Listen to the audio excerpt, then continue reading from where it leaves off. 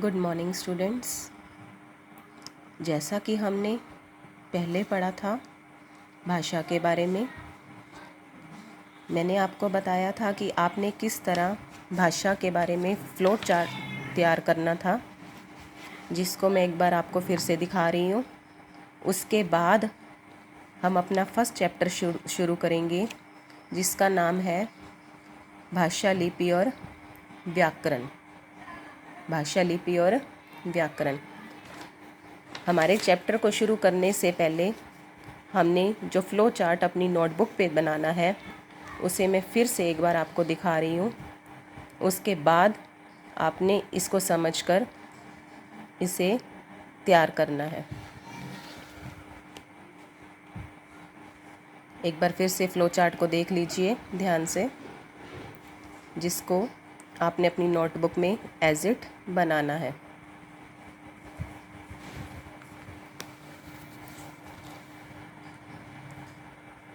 तो हमारे इस पाठ को शुरू करने से पहले मैं आपको एक चित्र दिखाना चाहती हूँ।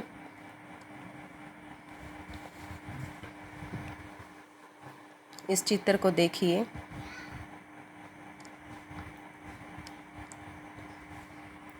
जिसमें दो सहेलियाँ आपस में बातचीत करती हुई दिखाई दे रही हैं।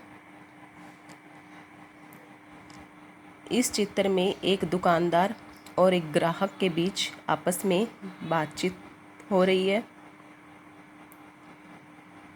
तो इससे हमें क्या पता चलता है, ये दोनों अपने विचारों का आदान प्रदान करने के लिए किसी माध्यम का प्रयोग कर रहे हैं। तो वो माध्यम क्या है, जिसके बारे में हम पढ़ेंगे।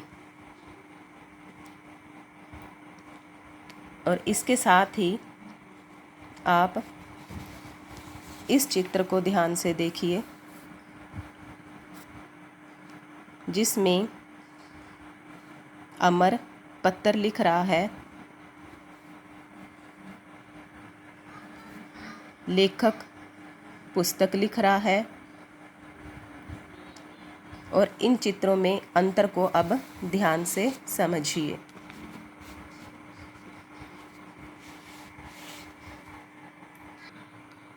तो सबसे पहले हम देखेंगे भाषा क्या है। भाषा क्या है? तो बच्चे, आपके बहुत सारे फ्रेंड्स होंगे, रिलेटिव्स होंगे, पड़ोसी होंगे, जिनसे आप सभी बातें करते हैं, अपने विचारों को उन्हें बताते हैं और उनके विचारों को आप खुद समझते भी हैं। और हमारे कुछ रिलेटिव्स हैं जो बहुत दूर दूर तक रहते हैं, हम उनसे भी बातें करते हैं, उनके भी विचारों को सुनते हैं, समझते हैं, उनके मन की बात जानते हैं। तो इस तरह आप समझ गए कि भाषा क्या है, कि संसार में सभी व्यक्ति बातचीत करते हैं, अपने मन की बातों को बताते हैं। तो इस तरह अपने मन की बातों को, भावों को, विचारों को बताना, इनका लेन देन करना, यही क्या कहलाता है? भाषा कहलाता है। तो इस तरह अब हम इसकी परिभाषा देखेंगे कि भाषा क्या है। तो भाषा वह साधन है जिसके द्वारा मनुष्य बोलकर अथवा लिखकर अपने विचारों का आदान प्रदान करता है।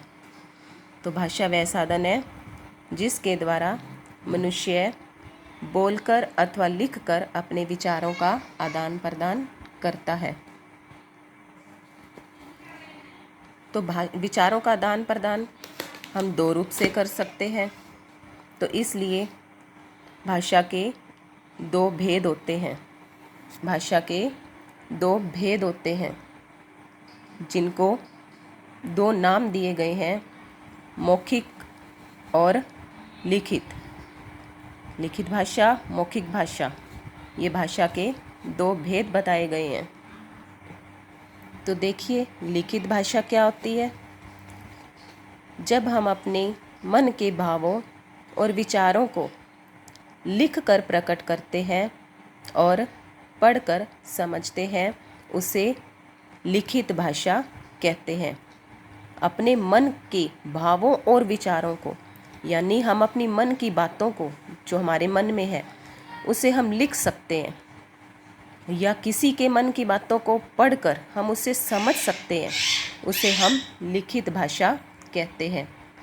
जैसे इसका उदाहरण दे सकते हैं हम, रामायण, महाभारत, ये सब क्या है? भाषा के लिखित रूप है, जो हजारों साल पहले क्या हुआ था हमें इसके बारे में बताते हैं। किसी भी तरह की पुस्तकें जो हमें लिखित ज्ञान प्रदान करती हैं, जो ये जो ज्ञान है पीढ़ी दर पीढ़ी हम आगे बढ़ा सकते हैं। दूसरा जो हमारी भाषा का रूप है मौखिक भाषा।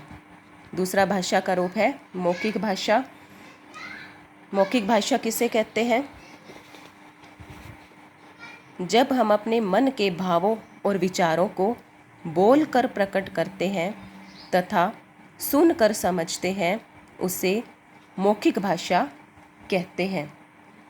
हम जानते हैं कि जब मनुष्य को लिखना नहीं आता था तो वे अपने मन के विचारों और अनुभवों को मौखिक रूप से ही अथवा बोलकर ही एक दूसरे तक पहुंचाते थे, क्योंकि वो लिखना नहीं जानते थे। जैसे रेडियो सुनते हैं, किसी तरह का भाषण देना, किसी घटना का वर्णन करना, तो ये सब क्या है? भाषा के मौखिक रूप कहलाते हैं। तो इस तरह हम समझ गए कि भाषा क्या है, जिसके द्वारा हम अपने विचारों को बोलकर या लिखकर किसी के सामने प्रकट कर सकते हैं। तो इसी तरह इसके दो रूप हैं, लिखित भाषा और मौखिक भाषा। लिखित भाषा में हम अपने विचारों को लिख कर बता सकते हैं और मौखिक भाषा में हम अपने विचारों को बोलकर बता सकते हैं। अगला जो हमारा टॉपिक है